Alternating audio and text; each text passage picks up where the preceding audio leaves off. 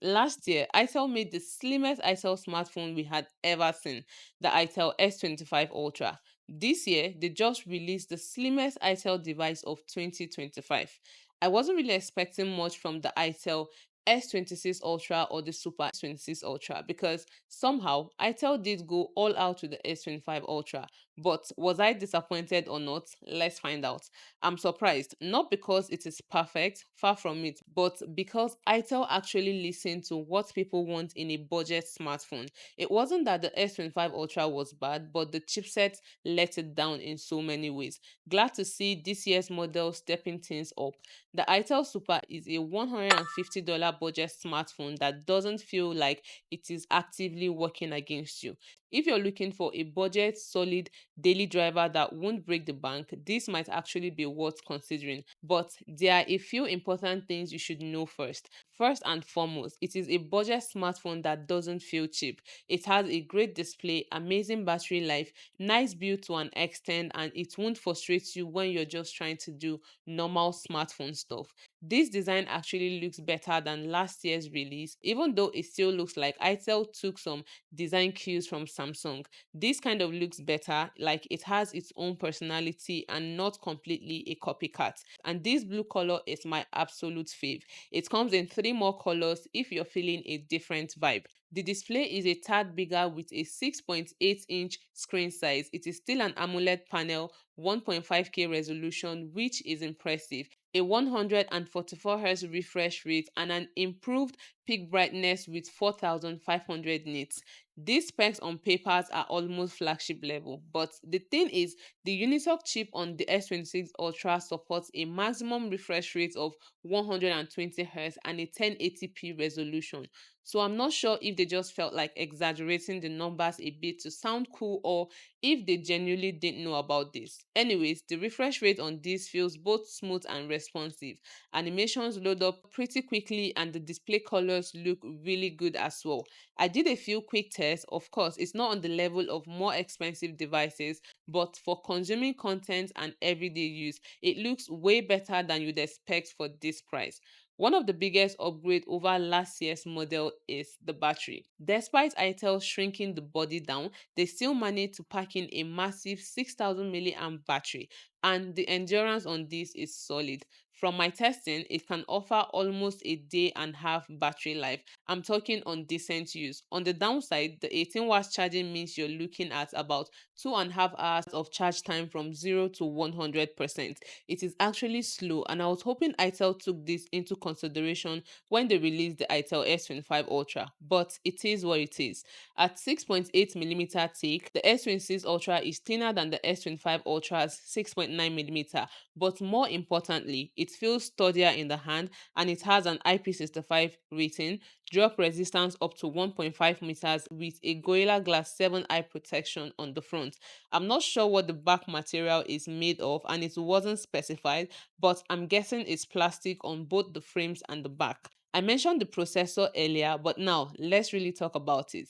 I honestly expected Itel to go with something like the MediaTek Helio G200 or maybe the G100 at best, but that's not the case here. Itel seems to have a pretty strong partnership with Unisoc. Now, I know a lot of people have mixed feelings when it comes to Unisoc processors, and you're not completely wrong about that, but the one here is better than what we saw last year. This time, we're getting the Unisoc T7300 built on a 6 nanometer process. Is it going to blow your mind? No. But is it a massive step up from the T620 on the S25 Ultra?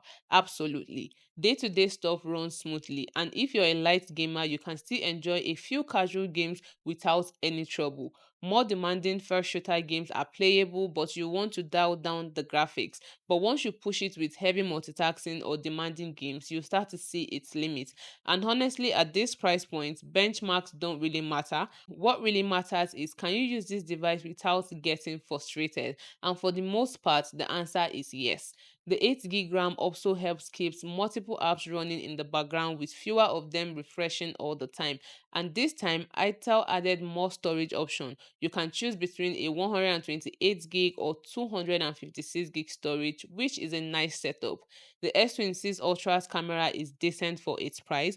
We get what looks like 5 cameras on the rear, but just 2 out of these lenses are usable. The 50 megapixel main camera is the star here. In good light, you're getting shots that are absolutely usable for social media.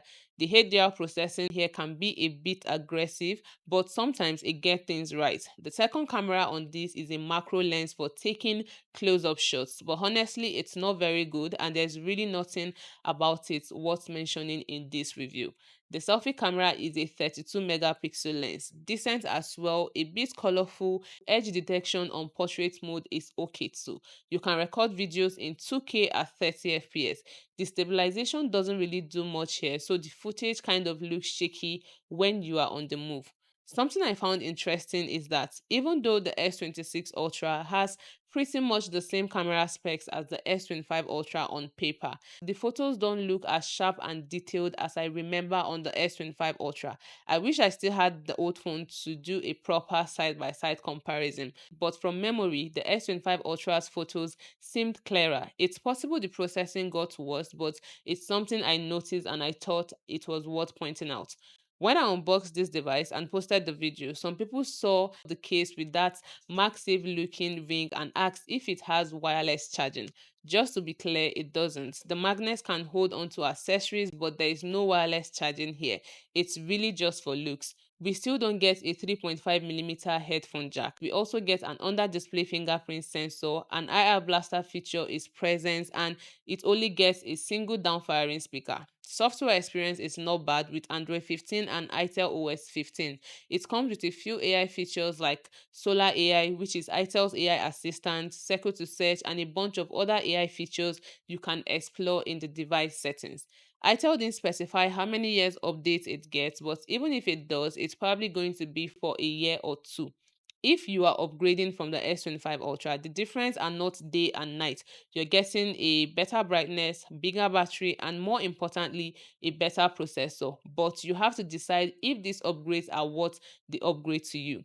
If you're buying afresh, the Super 26 Ultra makes sense and you'll probably be happy with what you get here. It is not for mobile gamers, not for people who are particular about super sharp cameras, but it does offer a good performance, decent cameras, and solid battery life. And for the price, I think this is what a budget Android should look like. It is not perfect, but it is honest about what it is and surprisingly good at the things that actually matter. If you're looking for something different, you can also check out the Infinix Hot 60 Pro or the Tecno Spark 40 Pro. They are also decent smartphones you can get around this price point.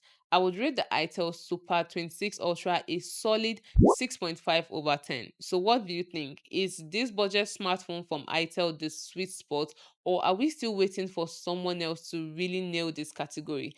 Let me know in the comment section. Don't forget to drop a like, share this video with anyone planning to get the Itel S26 Ultra, and subscribe if you haven't already. As always, I'll catch you guys on the next one.